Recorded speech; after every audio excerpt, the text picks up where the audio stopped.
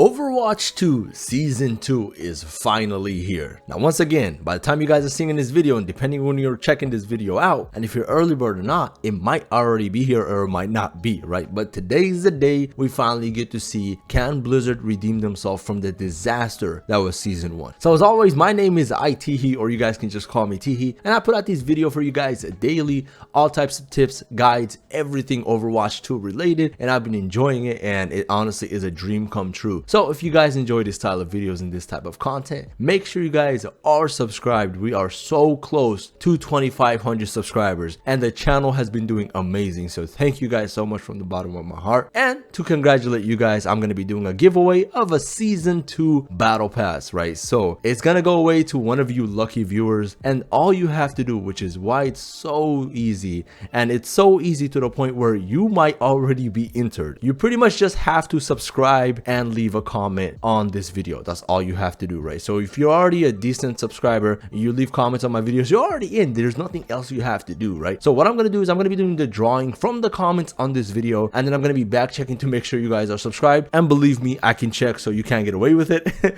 So make sure you guys do that, and I'm basically going to announce the winner 2 days from now, so stay tuned. And yeah, let's continue on with the video. All right, so there's so much to discuss, right? I mean, I'm going to talk about what Season 1 was about, and honestly, in my opinion, why it wasn't the end of the world, although there was so much wrong with it. And I'm also going to talk about Season 2 content reveal, because by the time you guys seen this video, it's already out. So I'm going to do my best to pretty much try to cover everything you guys should expect in the new season and what it's going to be like from my perspective as a content creator. So let's kind of start by taking a look at what Season 1 was like, right? So we pretty much had the rough release of the game. People were hard stuck in bronze because of glitches. People couldn't log in, but these are all basically first day release of a game that's well popular, and honestly the servers weren't ready to handle all the pressure from the fan base pretty much, right? So fast forward till now, and we pretty much had issues with balancing, right? So let me talk about heroes for a second, because that is a huge problem. I mean, you had people pretty much shoot through the ranks and reach Grandmaster 1, even top 500, even top 10 players.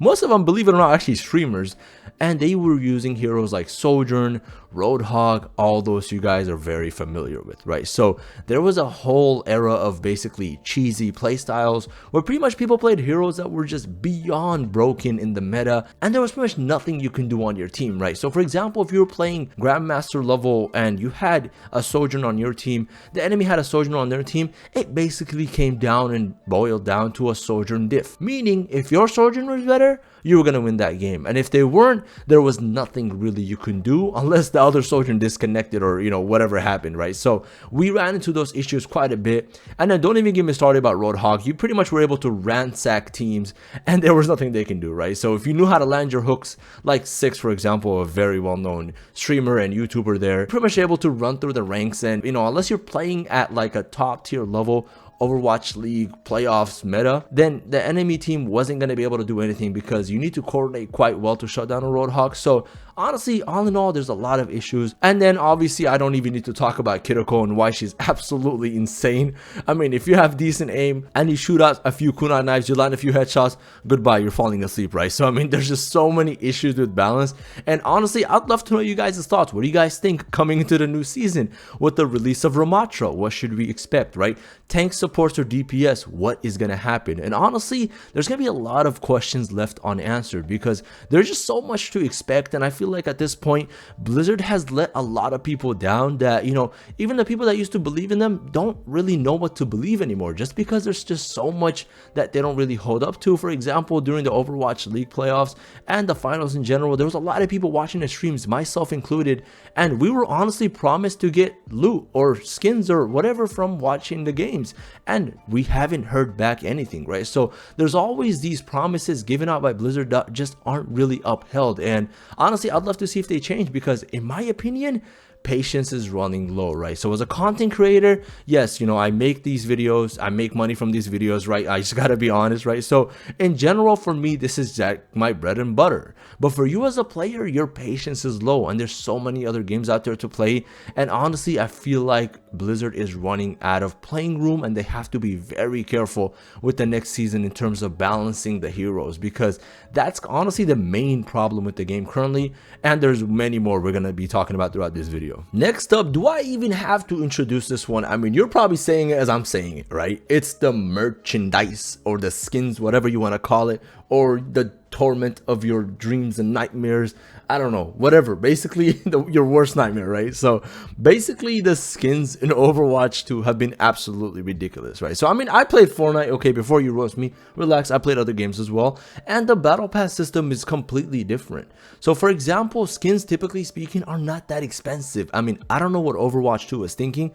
Now they did try to fix it towards the end of, you know, the season. And basically they tweaked some skin prices here and there, and they're no longer $20, they're like $13 or $15. But honestly, that's still a lot. In my opinion, skins should honestly be like $5 to $10.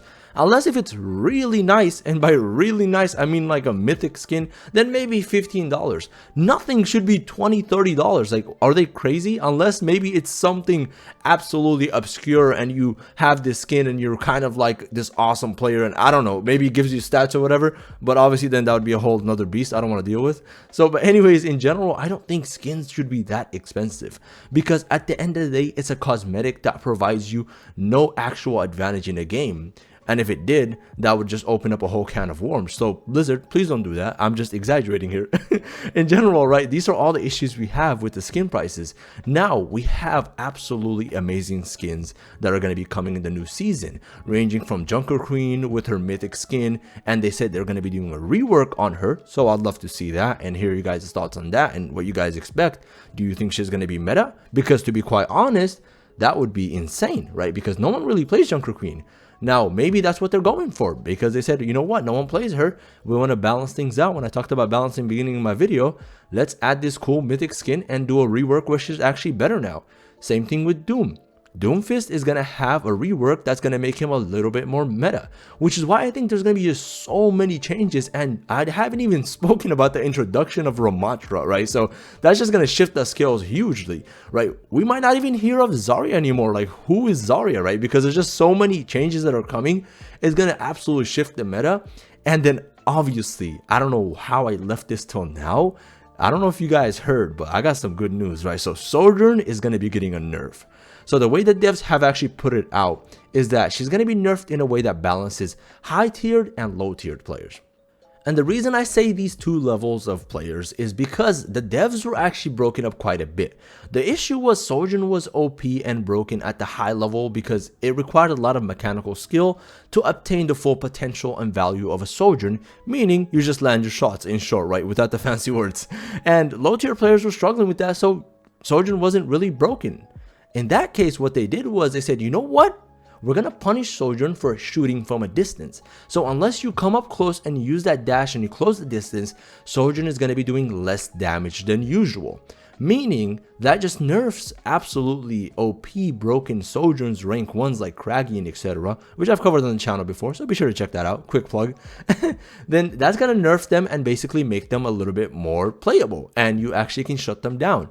Which honestly, I don't think is going to change that much because you can still engage in, right, without dashing in, throw out your E skill, deal like 200 damage a second, hit out a rail, and just dash out. So it doesn't really change her damage, but I can see what they were going for, obviously.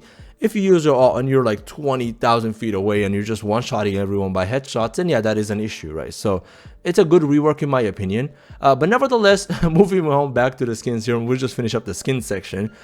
In my opinion, this is going to be a good way to see how they want to engage the new skins that are coming. Now, once again, obviously, as we know, the new hero is always behind a paywall, known as the Legendary Battle Pass, which is why I'm giving one away, so you can be a lucky winner if you subscribe and comment on this video. But anyways, enough with the plugs, right? So skins in general are a huge problem in my opinion, and I'd love to know what you guys think on this, but in my opinion, it's been a huge problem in season 1. Is it going to change in season 2? Not really, because as we all know and love from Blizzard, they are money hungry and they will do everything to get your money. So will that change? In my opinion, I'm looking into the future here. I don't think it's going to change, but I'd love to see it change, of course. Next, we're going to be talking about the elephant in the room, something you've probably been thinking about as the second you clicked on this video and you haven't seen it almost 10 minutes into the video. So you're probably asking yourself, Hey yo, Teehee, what about the new hero, man? You gonna talk about the new hero? Yes, now we're gonna talk about the new hero. And the reason I left it throughout the middle of the video, or probably the end, depending on how long this video is anyways, is because I don't think it's that big of a deal. Now, a lot of people have been foreseeing this new hero known as Ramattra being absolutely broken, just because in general, and honestly the current state of the game and the meta, which is why I don't blame them, is that tanks in general are extremely powerful, right? Compared to DPS and supports, which is kind of weird and odd, right? Because you have one less tank now from Overwatch 1 because it's a 5v5. You would expect tanks to have less presence because there's one less tank on the field, which is definitely not the case, which I don't really see the connection there. Maybe because there's just less meat shields in the game now and you only have one tank. But in general, tanks absolutely destroy everyone. I mean, they destroy DPS, other tanks if you're the better tank in general. But anyways, moving back to Ramattra here, in my opinion, his kit is unique, right? But as we know, from Blizzard, once again, because you know they are the creators behind this game in general, is they always like to basically release heroes extremely buffed up and strong. Why? Because they want to motivate people to play that hero. They want the hero to become meta, to become played a lot, and the favorite pick, just so people honestly, once again, buy the battle pass and spend money on the game to get the hero early. Now they were going to start nerfing that hero slowly until they are balanced. The reason they're doing this is because they kind of fumbled the bag with the Brigitte in Overwatch 1, and what they did was basically they released a hero, and the hero wasn't as strong and no one really played her, and she was kind of in a weird spot. Until this day, she is still in a weird spot. No one knows how to play her, and she's still honestly pretty good. I haven't covered on the channel before. We'll see if I do in the future, but in general she is decently strong, but no one plays her, and she's just kind of lost in the sauce in general, right? So they definitely don't want that to happen in Ramattra, because that's a lot of money lost and interest in the game and the hero. So they want the hype to be up there, so they're gonna release the hero, in my opinion, generally super broken, right? Probably even better than Roadhog or Zarya or Monkey or Winton or anything, right? So they're gonna release the hero super strong. People are gonna love him. It's gonna be OP. Then it's gonna slowly get nerfed and hopefully balanced, right? So hopefully that's the case, because honestly, with the current state of the game and the things we're moving forward towards, I would hate for Ramattra to be broken, because that's just gonna be a bad apple. And like I said,